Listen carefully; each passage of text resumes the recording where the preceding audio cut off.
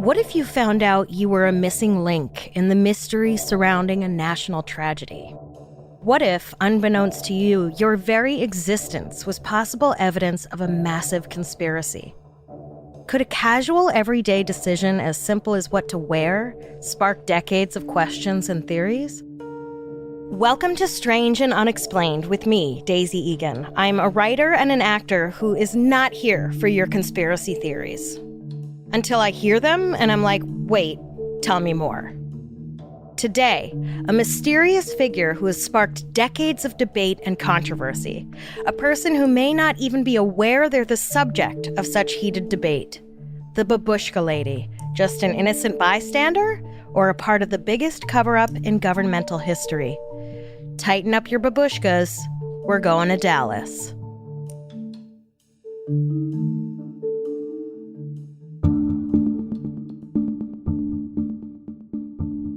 On November 22nd, 1963, the course of our country's history was forever altered when President John F. Kennedy was shot. The powers that were quickly found the culprit, Lee Harvey Oswald, a seemingly random so-and-so with a somewhat dubious past. But before he could be brought to trial to explain why he assassinated the president, he himself was murdered while on a perp walk by mobster Jack Ruby. Ruby was apparently so distraught over the assassination that he had to take revenge, which is particularly strange because at his trial, Ruby said that, quote, perhaps he didn't vote for Kennedy or vote at all. And he himself claimed to be confused as to why he was upset enough over the assassination to murder Oswald. This bizarre admission and his ties to the mob would lead to countless conspiracies about Ruby's true motives. And so, with no chance to get any real answers out of Oswald, the country was left to wonder how and why their president was killed. And of course, when answers are few, theories are many. Over the years, conspiracy theories have cropped up like so many Starbucks locations, fueled by big Oscar-winning films, books, documentaries, and of course, our favorite, internet message boards. But this episode is not about the various conspiracy theories surrounding the murder of JFK. Not directly, anyway. Today, we're going to zoom in on the scene of the crime, specifically on one onlooker in the crowd that watched the president's motorcade go by that November afternoon in Dallas, Texas. The so-called Babushka Lady. Who was she? Where did she go? And where did the footage she took that day disappear to? Immediately following the assassination, as JFK was sped to a local hospital, police in the area began questioning witnesses. Anyone who had taken photos or footage of the event was asked to hand over their pictures or film as evidence. Over and over in pictures and the small handful of film footage taken at the event, one figure appeared. A person in a trench coat with a scarf over their head tied at the neck. The person could be seen in the images taking photos or video of their own. Police were keen to get their hands on the footage this person got. They seemed to have had a great angle on the president. They were, after all, mere feet from the street the motorcade passed on, and their photos or film might shed some light on what happened. But no one could identify them. Police labeled the person the Babushka Lady because of the scarf on their head. They just as easily could have named them the trenchcoat person, but Babushka Lady it was, and they decided the Babushka Lady was a lady, so we'll go with that. These days, it takes one person uploading a video of a Karen being Karen-y for said Karen to be identified, publicly shamed, and possibly fired, only later to be quietly rehired and sue for wrongful termination or whatever.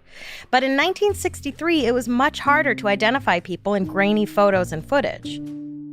So, who was this mysterious person lurking underneath the trench coat and headscarf? Police immediately put out an all-points bulletin requesting information on this stranger. Oddly, though, they don't seem to have done any more than that.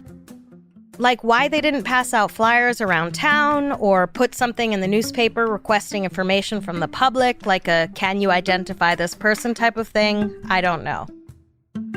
Police wanted more than just her photos or footage, though. They were particularly interested in the Babushka Lady because something about her was suspicious. For starters, they thought, The weather was hot and sunny. Why would anyone be wearing a trench coat and headscarf on such a glorious day? And, sure, a trench coat is an odd choice, but it had been raining earlier that morning. One would think she might have at least opened the coat, though, given the temperature around the time the motorcade passed through the plaza was around 67 degrees. But who knows? Maybe she ran cold. Maybe she spilled tomato soup on her dress at lunch and didn't want to be embarrassed in case the president looked at her. Maybe she was a flasher on her way to her favorite flashing spot when she just happened to cross the motorcade. We don't know. As for the headscarf, that was a fairly ubiquitous accessory in the 60s. It's not that unusual. The wind was blowing. Maybe she just had her hair set the night before and was trying to maintain her curls. Maybe her grays were coming in. Gasp. Maybe she found that headscarf to be the exact right material to keep her at exactly the temperature she found most comfortable. Regardless of the myriad reasons she may have been dressed that way, police found her outfit worth noting. Also odd, according to police, was her reaction to the horrible violence she was witnessing. If you haven't ever seen the footage of the second bullet hitting Kennedy's head, it's surprisingly gruesome.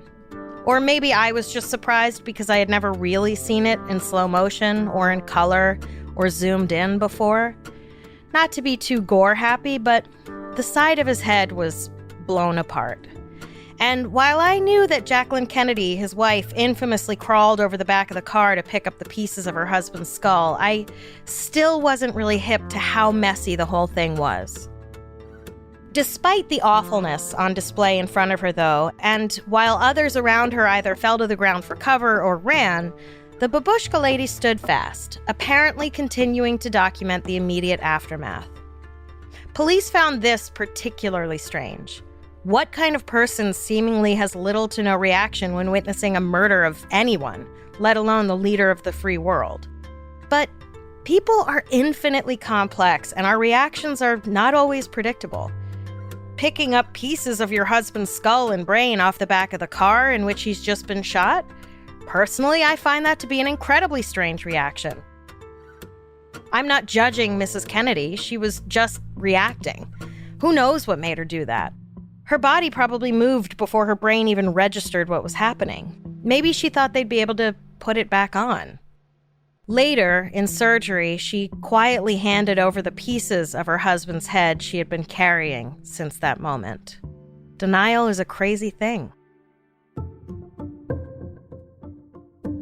And maybe the Babushka Lady was also having an automatic reaction. Maybe her response to danger was to freeze. While others fled or jumped in to try to help, maybe the Babushka Lady just kept filming, as some people claim she did, because everything else had just sort of shut down. Maybe she was deaf and didn't react because she didn't even hear the gunshots. For me, personally, when I'm confronted with the threat of danger, I get very dizzy and then unbelievably exhausted. If you've listened to any earlier episodes of this podcast, you know that tired is my baseline. So imagine what happens to me when I'm truly threatened or I experience real trauma. You've heard of fight, flight, or freeze. For me, it's a big-time freeze in the form of hardcore napping. It's probably why I slept for about 20 years after my mother died. The thing is, though, if you watch the clips of Kennedy's assassination, you'll see all kinds of different responses from bystanders in the immediate aftermath of the shooting. The Babushka Lady is not the only one who doesn't move. Indeed, the people shooting the footage in which she appears also clearly didn't move and kept filming. Perhaps they had the wherewithal to somehow know instantly that what they were filming was of epic historical importance, so they put their emotions aside and kept getting footage. Also, it may not have been obvious to the witnesses what they were witnessing as it happened. Everything happened so quickly. They might not even have had time to process what they were filming until later. And then there was the Babushka Lady's wide stance.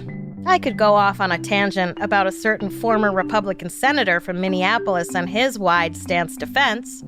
I wasn't looking for a blowy in the men's room, I just do splits while I'm peeing. But I'm better than that. I won't stoop that low, or rather, stand that wide. Moving on. Personally, I don't think the Babushka Lady's stance is anything to write home about. Maybe she was a second-wave feminist who was just practicing taking up her space. Maybe she had weird balance issues. Maybe the Babushka Lady had such a big penis she couldn't put her legs together. If I learned anything from growing up taking the New York City subway, it's that most men have penises so big that they have no choice but to spread their legs. Otherwise, their poor penises and bollies will be squished. They are very tender. And anyway, her stance was not all that wide. According to the official record, police never identified the Babushka Lady, but word got out about the mysterious and elusive witness. And where there was little to no information, as usual, conspiracy theories and suppositions began to seep in.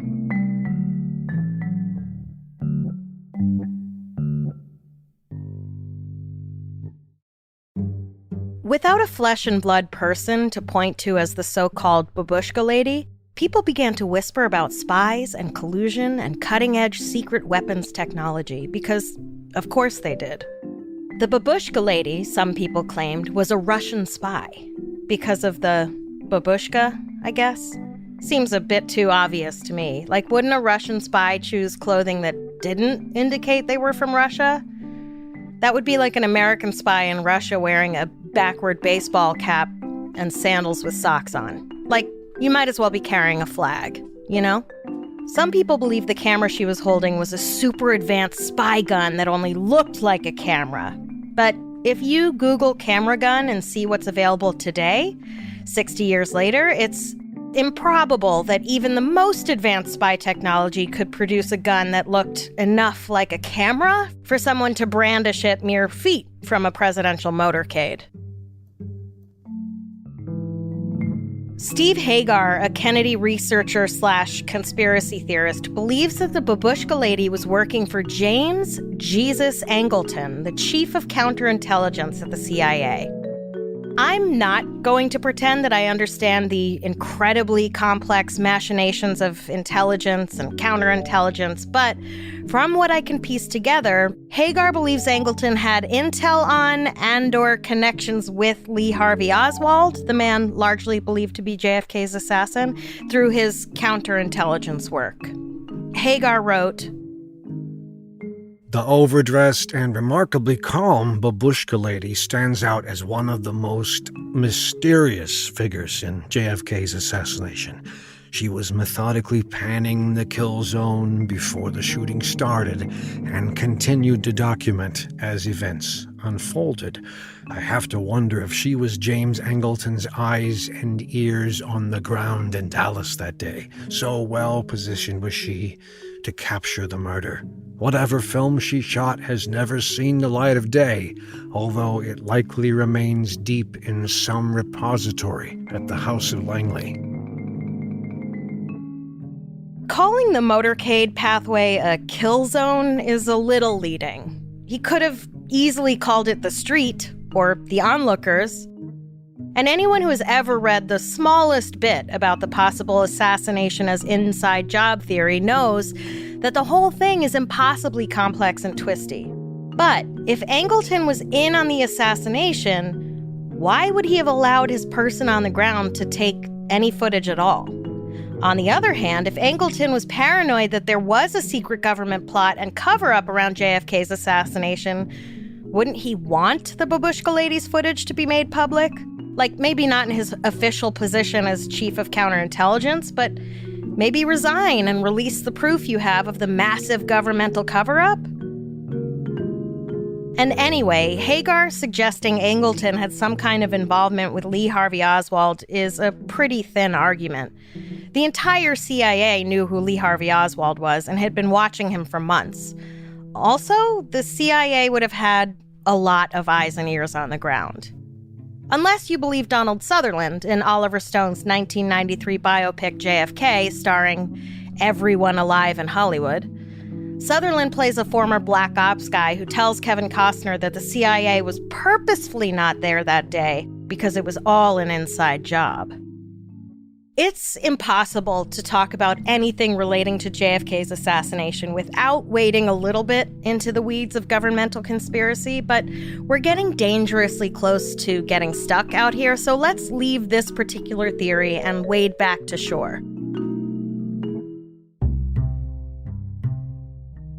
Another theory posited by Quora user Dale Sternitsky, former computer department manager at Staples, is...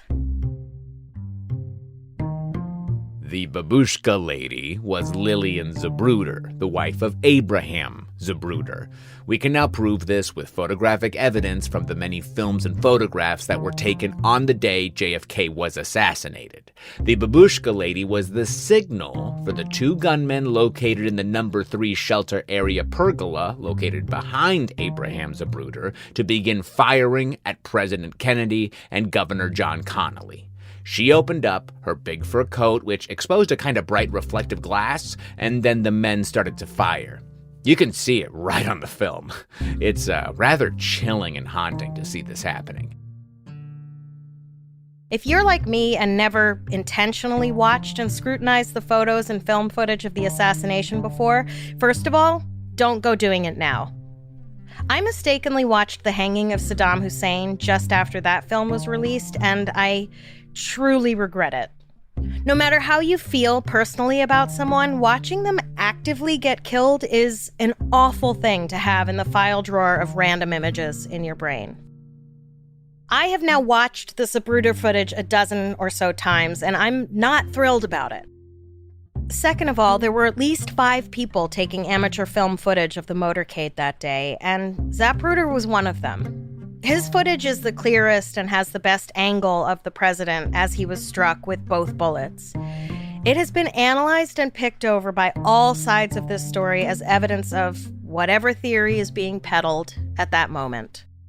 I guess Dale, former computer department manager at Staples, is implying that Abraham Zapruder was also in on the conspiracy, which makes you wonder why he would have filmed his wife giving the signal to shoot the president. Like, maybe don't capture that moment on camera? Or maybe he's saying Zapruder wasn't in on it, but his wife was? Why his wife was all the way down the hill and across the road from him, who knows? Maybe his wife was like, I'll go get footage from that angle. That'll be swell. And he suspected nothing because why would he?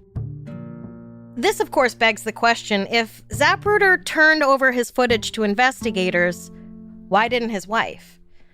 Wouldn't he have been like, honey, you got footage too, hand it over to the nice man?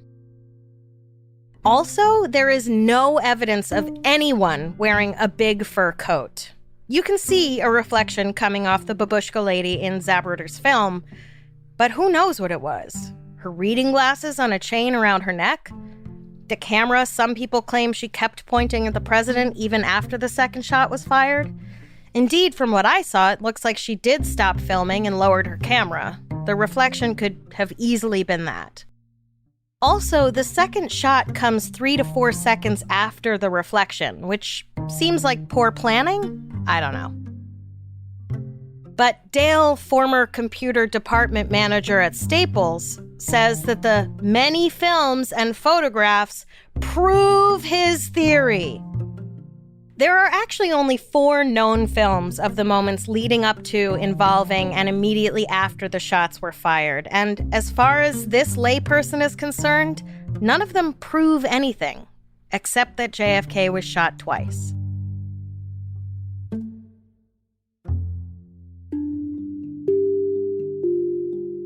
There is a 5th film that didn't manage to capture the actual moment of the assassination itself, but you know what it did capture?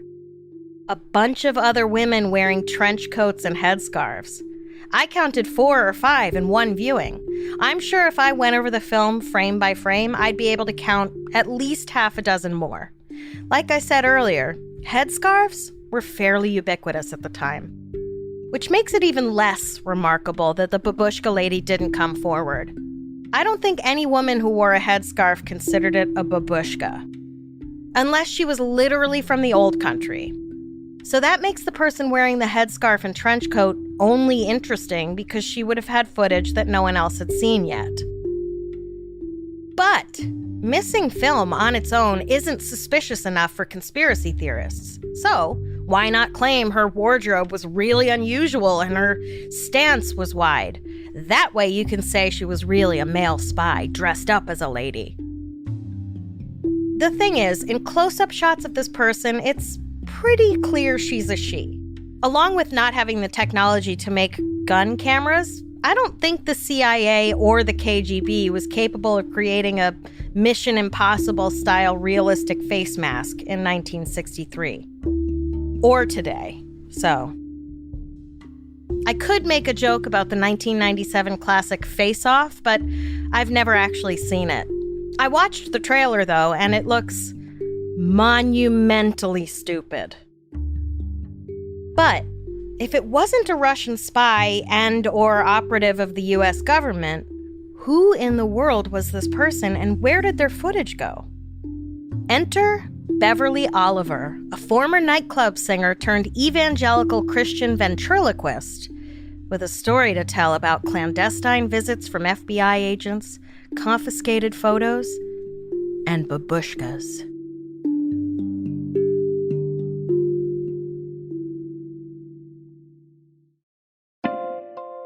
In her book Nightmare in Dallas, Beverly Oliver claimed that she was, indeed, the Babushka Lady. The book was self-published in 1994, 3 years after Oliver Stone's movie JFK came out. Beverly explained that in a chance encounter in 1970 with J. Gary Shaw, one of the earliest people to publicly question the government's official explanation for JFK's assassination, Beverly was convinced to share the story she'd been keeping quiet for 7 years. Shaw had co-written a book called Cover Up, which laid out the case for the CIA's involvement in the assassination. He and other JFK researchers were well aware of the elusive Babushka Lady and had long hoped to get his hands on the footage she took that day. Beverly explained that she had been a singer at the Colony, a local Dallas nightclub, in 1963. She was either 17 or 19, depending on which story she tells. The day of the assassination, she went down to Dealey Plaza with the rest of the onlookers with her camera to take film of the momentous day. She stood on the grass, facing the book depository, filming the motorcade. The following Monday, when she arrived at work at the Colony, she was approached by 2 official-looking men who told her they were FBI and asked her for any footage she had captured on November 22nd in Dealey Plaza. The men told her she would get her footage back in 10 days. She never did. J. Gary Shaw said he was flabbergasted when he realized that Beverly Oliver was the infamous Babushka Lady suspected by JFK researchers to have footage that would put an end to the debate once and for all as to whether there was more than one shooter that day. The fact that the FBI confiscated her film and never returned it, as far as Shaw was concerned, was further evidence that the government was hiding its involvement in the assassination. If Beverly's photos could show there were no other shooters, Shaw said, why wouldn't the government release the photos as evidence to prove its case? It's worth mentioning here that one of the conspiracy theories about JFK's assassination is that the fatal headshot came not from the 6th floor of the book depository, but from a member of Kennedy's own Secret Service detail. This theory says that Secret Service member George Hickey, riding in the car behind the president, stood up immediately after hearing the first shot, holding his AR-14, which either went off on its own because of a flaw in its design, or went off when the car lurched and Hickey accidentally pulled the trigger. In either version, the shot was accidental, but the government concocted the cover-up so that the public wouldn't lose faith in the Secret Service. I don't know. It doesn't really matter if the public has faith in the Secret Service or not, does it? Though I suppose admitting the president's own protector can't protect him is maybe a bad look. And not that it matters for the sake of this episode, and Lord knows I'm no ballistics expert, but from the bunch of times I had the misfortune to watch the Zapruder footage, it's pretty clear to me the headshot couldn't have come from directly behind the president. It hit him in the side of his head. Anyway, in the wise words of Saeed from Lost, that's not important right now. What is important, according to conspiracy theorists, is that Beverly Oliver's footage may have shown Hickey's gun going off, thus proving the cover-up. In my opinion, judging from her angle and how close she was to the road, it seems unlikely she would have gotten that wide of a shot. But what do I know about 1960s camera technology? Exactly nothing. The camera Beverly Oliver may or may not have been using, though, it turns out, is an important piece of the puzzle.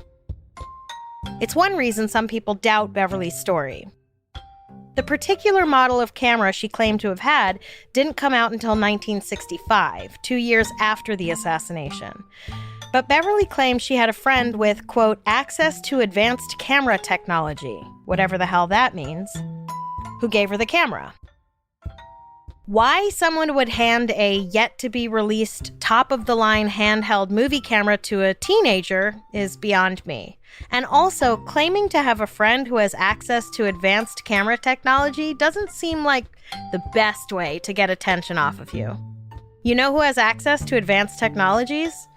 Government spies.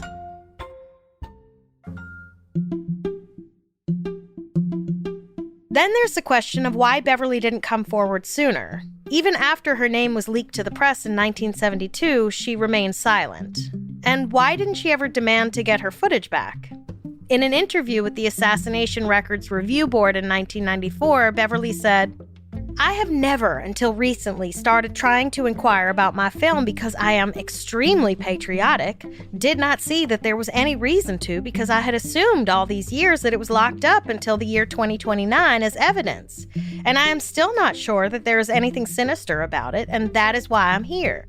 I would just like an explanation as to what happened to my film and where it is, and that is the only reason that I am here. When asked if she had any proof that the FBI did indeed confiscate her film, Beverly replied, I was only 17 years old and I wasn't smart enough to ask for a receipt. This is a man representing my government. If he had asked me for my soul, I would have tried to give it to him. Also, there are ulterior motives. I would go ahead and tell you that before someone else does. Laying next to the camera in my makeup kit was a Prince Albert can of marijuana, and I would have done anything to keep him from looking in my makeup kit. But also, let me share this with you, I no longer use marijuana or anything else. I am a born-again Christian, and I am married to a preacher and have been for 23 years. What the marijuana has to do with any of this, I don't know. I guess she was trying to say she was nervous because she had marijuana, so she didn't think to get some kind of receipt. Also, not sure what her patriotism has to do with wanting to get her footage back. Like, you can be patriotic all day. That doesn't mean you have to be okay with not getting your shit back.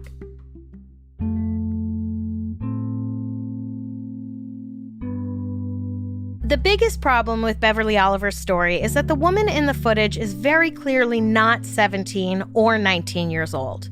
We'll post some of the photos of Beverly from the time, and also a photo of her posing with her ventriloquy dummy, which is not to be missed. And it's a stretch to match her with the woman in the photos and footage from that day.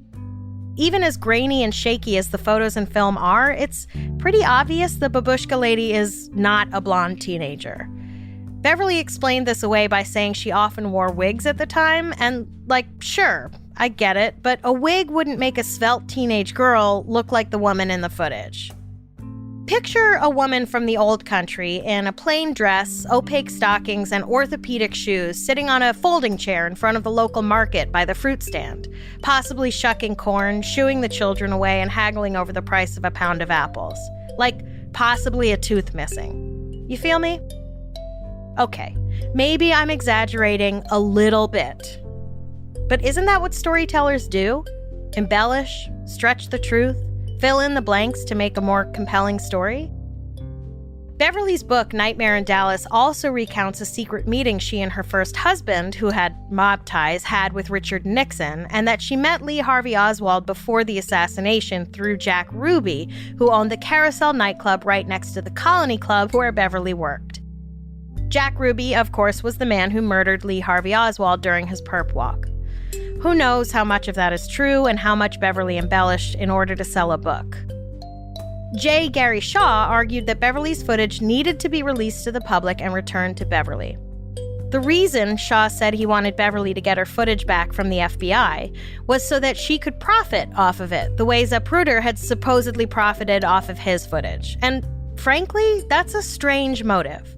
I mean, sure, we all deserve to profit from our own work, but it seems to me a record of a presidential assassination should just sort of be public domain, you know?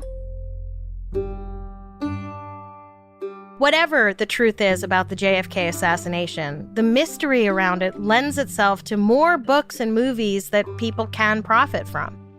And even if Beverly really was the Babushka Lady and her film could prove one way or another what actually happened that day in Dallas, people would still find a way to continue peddling their theories as long as people wanted to pay good money to hear them. If the Babushka Lady was someone other than Beverly, well, nothing is going to change the outcome of that fateful day in Dallas, Texas, and everything that has followed it.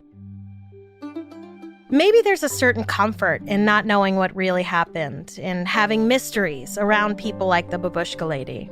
It gives us somewhere to place our morbid curiosity and some way to explain the unexplainable, because all theories and ideas aside, what could ever adequately explain cold-blooded murder? What I'm left with is this. The person in the photos is not Beverly Oliver. But then, who is it? And what happened to them? Did they never know people were looking for them? Did it not occur to them that their footage might be useful in the investigation into JFK's assassination?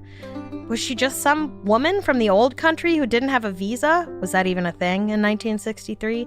Who thought coming forward with her footage would get her deported? Is there footage in an old shoebox in the top of someone's closet somewhere that holds definitive answers? Or is the footage one of the thousands of things the government still has regarding the assassination that might possibly get released to the public someday? Hopefully time will tell, but until it does, we'll continue to fill in the blanks and write our own versions of this woman's story.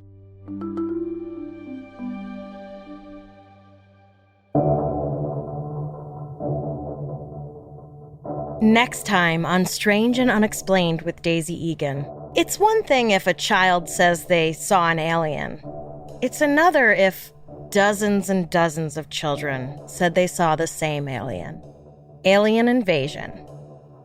We have a lot of fascinating and bizarre stories to share with you this season, but we want to hear your episode suggestions as well. If you have an idea for something we should cover, whether it's a well-known case or something that happened in your town that the world hasn't heard about yet, go to our website, strangeandunexplained.com, and fill out the contact form. This episode was written by me, researched by Jess McKillop, and edited by Eve Kerrigan. A complete list of our sources for each episode is available on our website. Our episodes are mixed and edited by Jennifer Swatek. Our voice actors for this episode were Luther Creek and Ryan Garcia. If you like our show, help us out by rating and reviewing us on Apple Podcasts. Follow us on Instagram and Twitter. We are at SNUPod. And check out the Strange and Unexplained with Daisy Egan Facebook group to join in the conversation. See you there!